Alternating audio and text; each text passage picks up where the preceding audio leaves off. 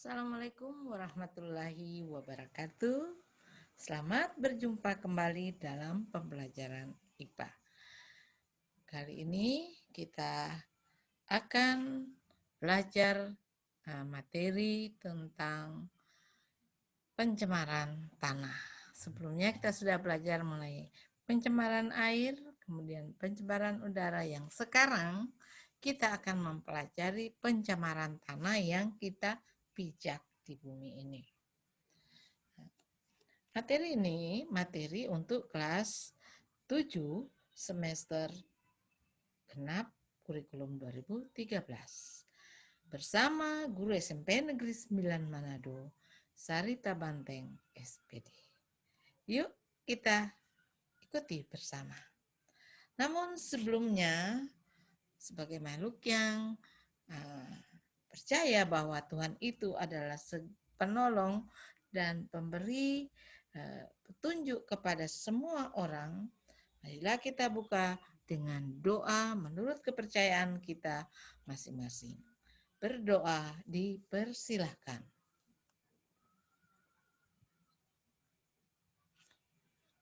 Doa selesai. Nah, sekarang kita akan mencari tahu dulu apa tujuan yang hendak kita capai ketika selesai belajar mengenai pencemaran tanah ini.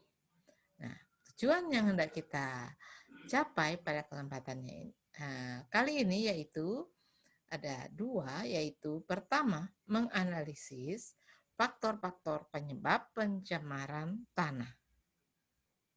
Dan yang kedua, memberikan solusi yang tepat cara mengatasi pencemaran tanah.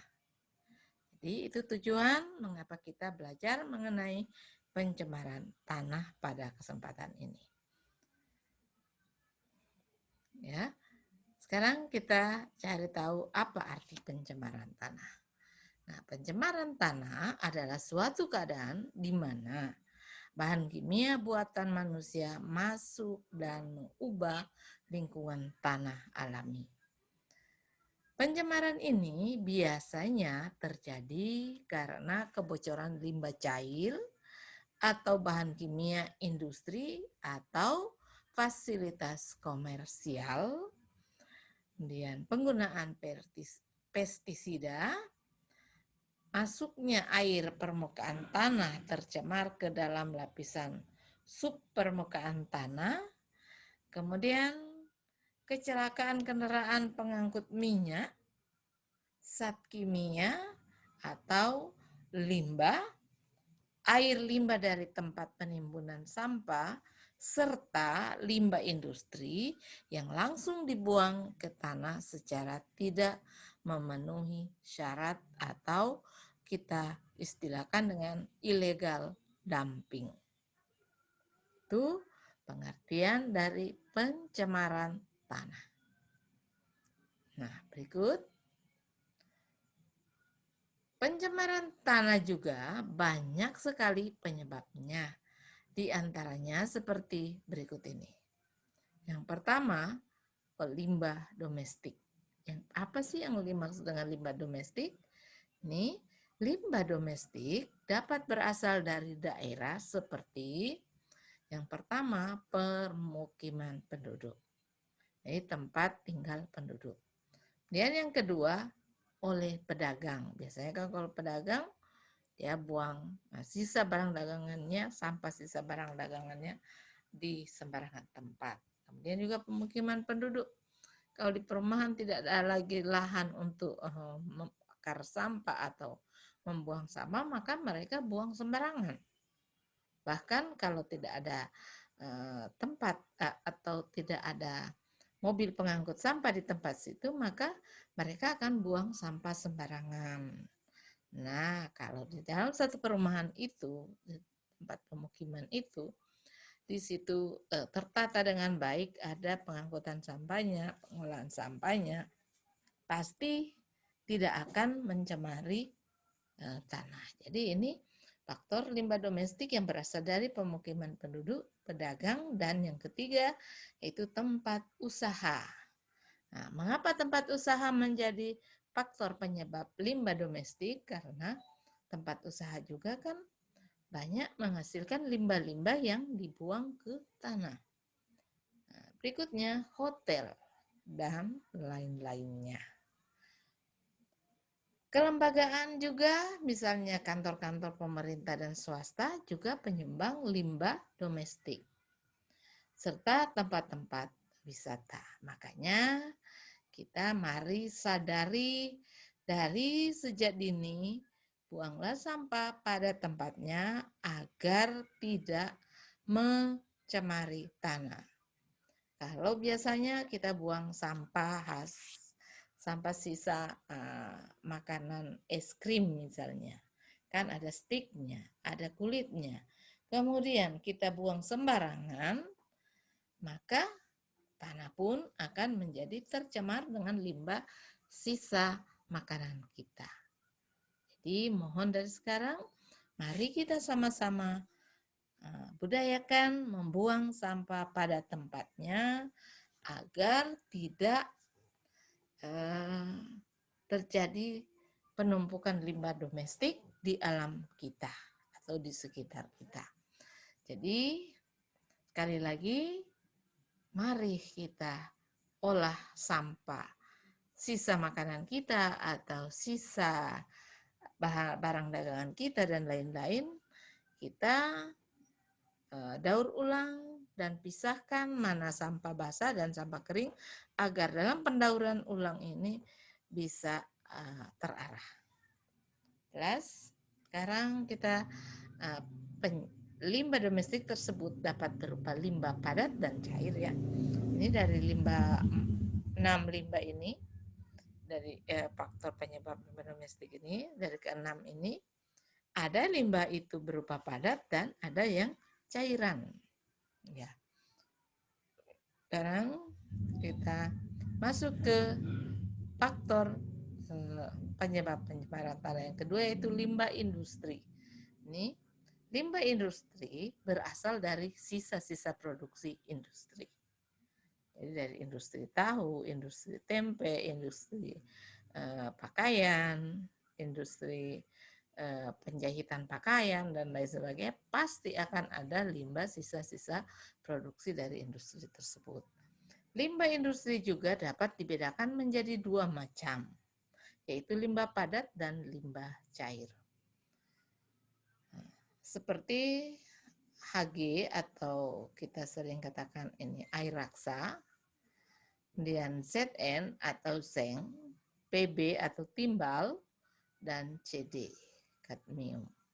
Merupakan zat yang sangat beracun terhadap mikroorganisme yang dapat menyeimbangkan keadaan tanah. Jadi kalau mikroorganisme pengurai di dalam tanah sudah disiram dengan ini 4 jenis zat beracun ini, otomatis di dalam tanah tidak akan lagi ada keseimbangan. Ya. Jika meresap ke dalam tanah ini keempat bahan ini, akan mengakibatkan kematian bagi mikroorganisme seperti yang Ibu bilang tadi, yang memiliki fungsi sangat penting terhadap kesuburan tanah. Seperti yang kita tahu kan, misalnya kotoran sapi, kemudian sapi semprot di tanah, buang di tanah. 2 hari kemudian sudah ada lalat di situ, sudah ada pengurai di situ, bakteri-bakteri pengurai, dan seminggu kemudian kotoran sapi yang terletak di atas permukaan tanah itu sudah hilang, sudah terurai.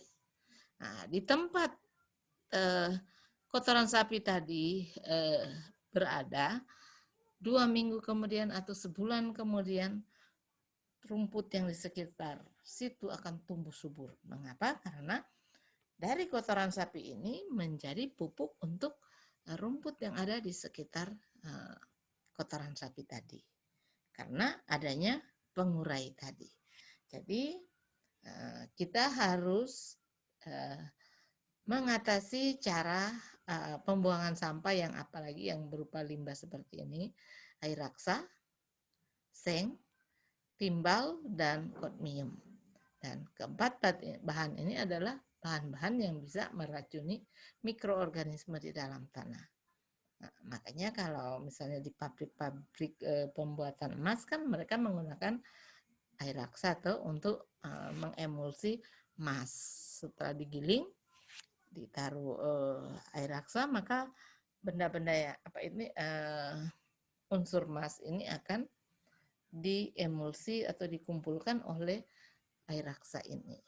Makanya di pabrik tambang emas dibuatkan waduk untuk penampungan sisa limbah daripada pengolahan emas tadi.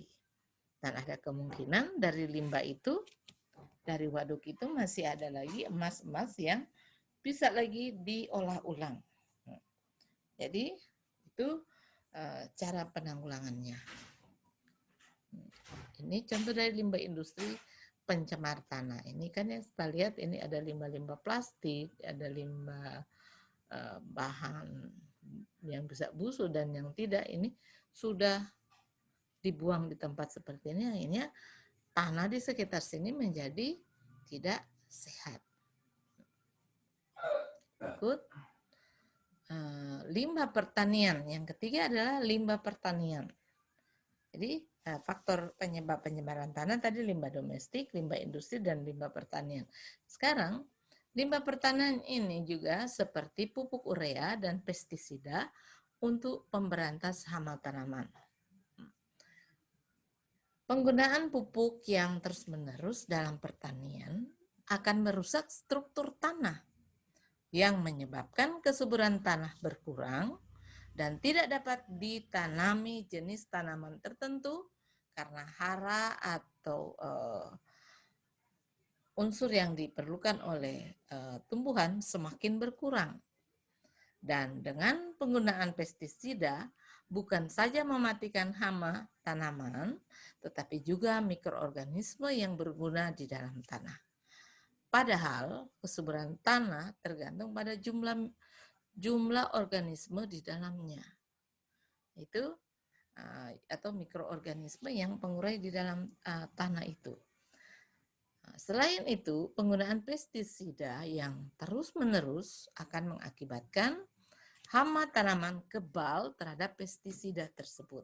Jadi kalau misalnya kita tanam kacang panjang, ketika dia mulai tumbuh dan mulai membelit di kayu atau di tiang yang kita sentuhkan ke sulur daripada kacang panjang itu, biasanya kan sudah mulai datang hama-hama. Nah, kemudian oleh petani disemprotlah dengan insektisida, itu pembasmi serangga. Nah, kalau kita selalu semprot-semprot itu, maka binatang lain atau serangga lain menjadi kebal karena dia sudah sering kan mengalami, oh ini sudah saya kenal. Nah, sama seperti virus di dalam tubuh kita, kalau selalu kita minum obat lelah sedikit minum obat, nah, jadi menjadi kebal itu virus dan apa di dalam tubuh kita. Nah, inilah faktor penyebab limbah pertanian. Semua pencemaran pasti akan merugikan makhluk hidup, terutama manusia. Dampak dari pencemaran tanah terhadap kesehatan tergantung pada tipe polutan, jalur masuk ke dalam tubuh, dan kerentanan populasi yang terkena. Nah, contohnya saja dalam kromium, berbagai macam pestisida dan herbisida merupakan bahan karsinogenik untuk semua populasi. Jadi karsinogenik atau pemicu ya. Timbal sangat berbahaya pada anak-anak. Mengapa? Karena dapat menyebabkan kerusakan otak. Nah, ini timbal ini biasanya dihasilkan oleh asap-asap dari kendaraan bermotor. Serta timbal ini juga dapat merusak ginjal pada seluruh populasi. Kuri atau raksa dan atau siklodiena dapat menyebabkan kerusakan ginjal. Juga ada beberapa bahan tidak dapat diobati. Ini juga dalam ada beberapa dari akibat dari kerusakan apa ini ya tadi kuri timbal tadi tidak dapat diobati dan bisa menyebabkan kematian. Kemudian ini PCB dan siklodiena akan mengakibatkan kerusakan pada hati ditandai seperti keracunan. Karena kita tahu hati itu adalah penetral racun. Organofosfat dan karmabat dapat menyebabkan gangguan pada saraf otot. Berbagai pelarut yang mengandung klorin merangsang perubahan pada hati dan ginjal serta penurunan sistem saraf pusat. Ada beberapa macam dampak kesehatan yang tampak seperti sakit kepala, pusing ya, letih, iritasi pada mata, dan ruam kulit untuk paparan bahan kimia yang disebut seperti di atas. Ini penyebab-penyebabnya mengakibatkan kita sering sakit kepala, pusing, letih atau kelelahan, iritasi mata, dan ruam kulit untuk paparan bahan kimia yang kita sudah sebutkan di atas tadi. Jadi, adapun dengan dosis yang besar, pencemaran tanah dapat menyebabkan kematian. Itu berarti fatal sekali. Nah, penanganan limbah pertanian seperti yang kita lihat tadi ini limbah pertanian ini kan biasanya di sawah ya. Nah, ini jerami sisa dari panen tadi oleh petani, dia ada yang dia gunakan sebagai bahan tempat menumbuhkan jamur merang. Tapi kalau tidak tahu mengolahnya, mereka benamkan kembali di dalam tanah sehingga ini jerami ini menjadi pupuk pada sawah oleh petani ini. Di berikut selanjutnya, ada dua cara utama yang dapat dilakukan apabila tanah sudah tercemar, yaitu remediasi dan bioremediasi, yaitu sebagai berikut. Pembersihan on site adalah pembersihan di lokasi. Dan pembersihan ini lebih murah dan lebih mudah. Terdiri dari pembersihan, painting atau injeksi, dan bioremediasi. Pembersihan off situ atau di luar ya, di luar dari tempat itu meliputi penggalian tanah yang tercemar dan kemudian dibawa ke daerah yang aman. Setelah itu di daerah aman, tanah tersebut dibersihkan dari zat pencemar. Nah, itu yang off situ dan on situ. Caranya, tanah tersut disimpan di bak atau tangki yang kedap. Kemudian, saat pembersih dipompakan ke bak atau tangki tersebut. Selanjutnya, saat pencemar dipompakan keluar dari bak yang kemudian diolah dengan instalasi pengolahan air limbah. Jadi kalau misalnya tanah sudah tercemar dengan minyak, kita isi di dalam bak, baru kita semprot dengan air. Kemudian air yang bisa mencuci minyak tadi akan mengalir ke bawah, maka pasir yang sudah terkena minyak tadi atau tanah terkena minyak tadi akan tercuci bersih dan terpisah dari limbah minyak tadi. Ini kalau pengolahan secara off situ.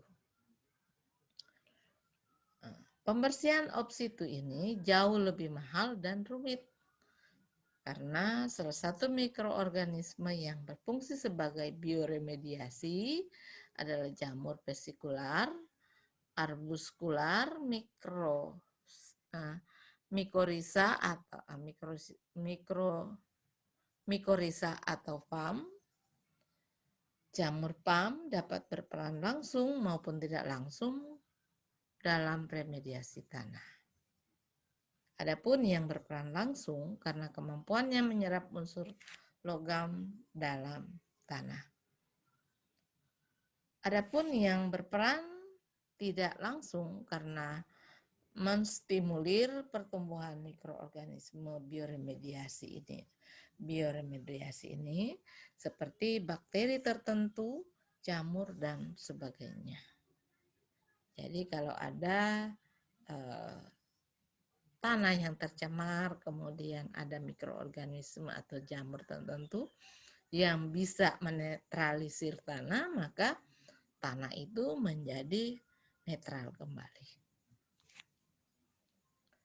Kesimpulan, pencemaran tanah adalah suatu keadaan di mana bahan kimia buatan manusia masuk dan mengubah lingkungan tanah alami. Pencemaran tanah yang dapat mencemari pertanian yaitu limbah domestik, limbah industri, limbah pertanian.